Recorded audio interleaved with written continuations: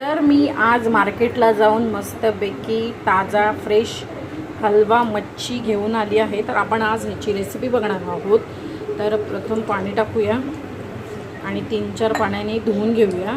थोडी फ्राय पण करणार आहे आणि थोडा ह्याचा रस्सा पण करणार आहे। तर चला फटाफट याला धुवून घेते आणि मग मी तुम्हाला पुढची रेसिपी दाखवते।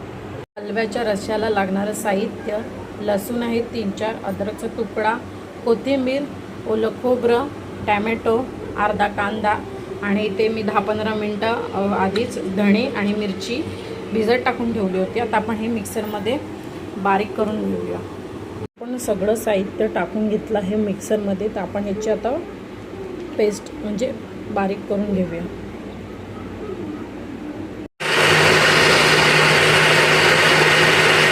आपलं मिक्सरमध्ये बारीक वाटून झालं आहे। तर आपण आता फोडणीची तयारी करून घेऊया। आपण कढई ठेवली आहे, गॅस पेटवला आहे, कढई गरम करायला ठेवली आहे। तर आपण त्याच्यामध्ये तेल टाकून घेऊया। तेल गरम झाले तर 3-4 लसूण घेतल्या होत्या त्या टाकून घेऊया।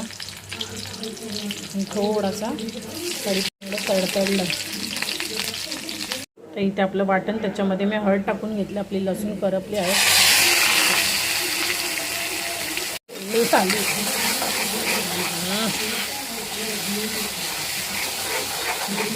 व्यवस्थित एकजीव करून घेऊया। याच्यामध्ये पाणी टाकून घेऊया। त्यामध्ये आपण मीठ टाकून घेऊया चवीनुसार। पाणी येण्यासाठी कोकम घेतले आहेत, कोकम पण टाकून घेऊया। तर आपण साराला कड आल्याच्या नंतर आपण मच्छी टाकून घेऊया ह्याच्यामध्ये। इथे आपल्या रश्श्याला कड आला आहे तर आपण एक फिश टाकून घेऊया त्याच्यामध्ये मस्तपैकी। बघा सगळे फिश मी टाकून घेतले आहेत। त्याला 10-15 मिनटं ठेवून देऊया आपण। तुम्ही बघू शकता इथे आपलं सार झालं आहे रेडी। तर मी तुम्हाला सर्व करून दाखवते।